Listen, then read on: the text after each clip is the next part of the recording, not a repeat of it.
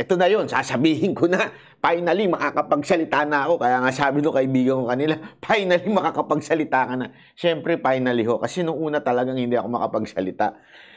Binabanggit na ho sa akin ni Pangulong Duterte yan. Na di umano, ito si Marcos. Oy, di po ako nagsabi, ha, Marcos, ha, baka akong targetin mo dyan. Hindi ako nagsabi, si Pangulong Duterte. Binabanggit na po sa akin ni Pangulong Duterte yan. Nung panahon pa ng kampanya. Bangag yan, adik yan, hindi yan sapat at hindi yan tama na maging presidente. Ito'y 2021. Nung nagsisimula na po kaming nagkikita, yan na po ang sinasabi sa akin. Meron akong mga hawak na ebidensya na magpapatunay na yan po ay bangag. Gumagamit at talaga nga namang tinanong ko pa nga sa kanya kung paano gumagamit at sino nagsabi at binanggit niya ho na yan, yung PDEA ho. Binanggit na ho, lahat ng intelligence nag-report na po sa kanya. Before the election 2022, sinasabi niya na po yan. Okay? Ngayon, yung nagsasabi na iba, baka akala ko ba walang video? Hindi naman po yung video ang sinasabi niya. Kaya nga, sa totoo lang, mas matindi ito sa pasabog ng video. Ito po, nasa listahan mismo ng PDEA. Si Pangulong Duterte, hindi ho yan magko-quote kung wala ho nabasa yan. Inireport na ho sa kanya yan. Panahon na siya'y presidente. Di ba ho? Ang problema, tinanong ko nga yan May mga tanong ng iba dyan, sasagutin ko na sa inyo. Tinanong ko yan. Sabi ko, Mr. President, ba't di nyo pinahuli? Ang problema, eto yun.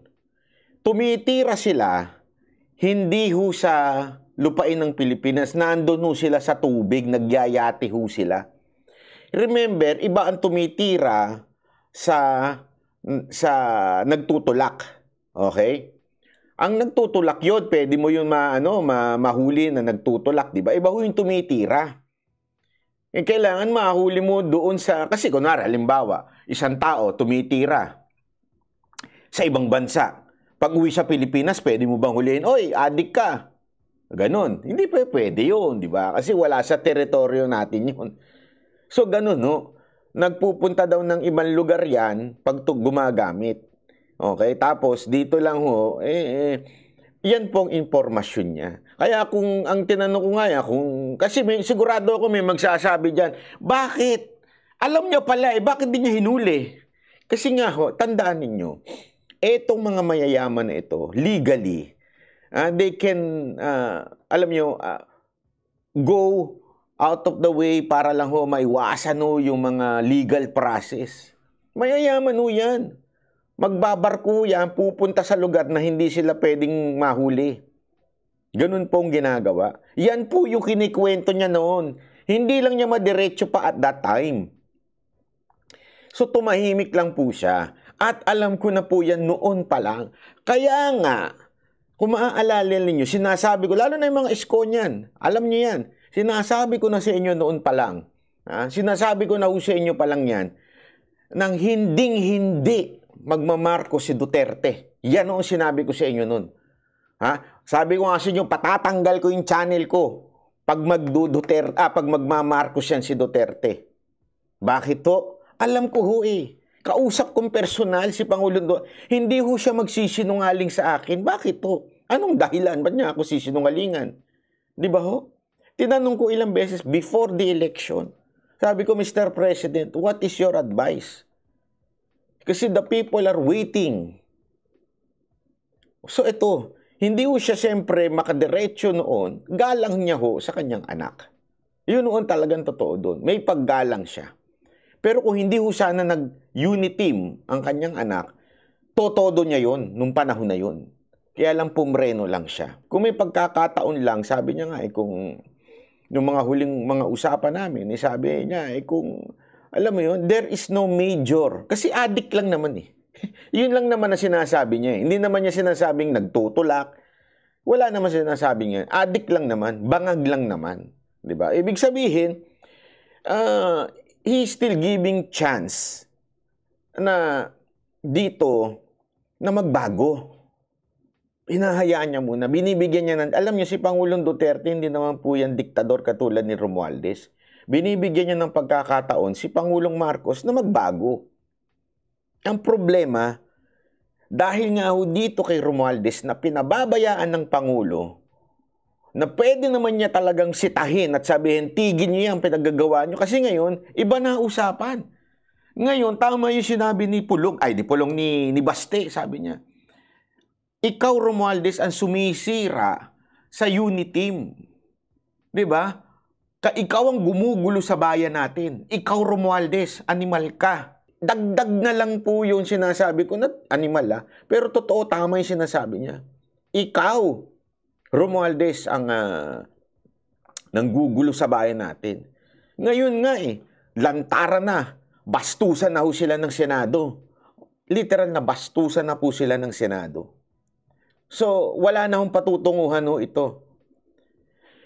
Alam nyo, nung huling Banateros meeting with PRRD, sa totoo lang, sabi niya sa amin, ito, sinabi niya sa amin to,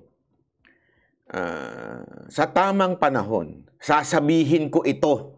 Ito yung words niya, sabi niya, sa tamang panahon, sasabihin ko ito. Ano to? Meron tayong presidenteng nasa listahan ng PDEA bilang number 1. Hindi ho number 2, number 3. Number 1 sa listahan ng PDEA. Yan ang sinabi ni PRRD. At hanggang ngayon, bangag. Alam mo, no, sinabi sa amin yun, laglag kami sa upuan.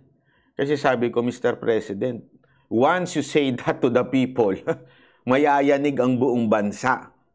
Talagang mayayanig. Sabi ko pa nga kailan niyo plano sabihin yan?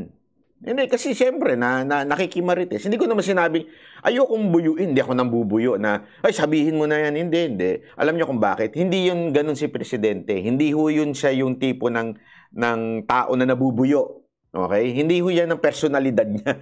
Okay?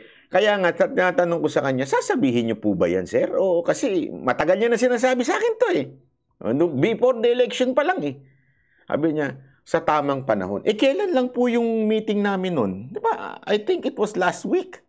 Yung meeting na yun. Tapos, all along, magkakaroon ng rally. So, ako, sabi ko, kasi kanya-kanya ho ito. Ito ho, kanya-kanya hong bayad namin to. Ito yung aeroplano ko, hotel, kanya-kanya hong bayad ho ito. Ibig sabihin talagang ito po ay sariling effort namin, kaya ayoko pong pumunta sana dito. Honestly, ayoko pong pumunta. Hindi dahil sa ayoko suportahan si PRRD, kaya lang medyo mahal, ilang kami, di ba? Hindi naman, ako kasama ko si Mocha, siyempre sagot ko si Mocha, ilang pang tauhan. At tapos itong si Coach Oli, tsaka si Boss Dada, galing din sa bulsa nila. So ayoko talagang pumunta. Ang plano ko nga ngayong Sunday, magtagaytay kasi malamig daw. Malamig daw talaga sa Tagaytay ngayon, tsaka sa Baguio. So plano ko magmotor sana. Kaya lang nakatanggap po ako ng tawag. Pinapupunta po daw ako ni PRRD. At mag-usap bago umakyat ng stage.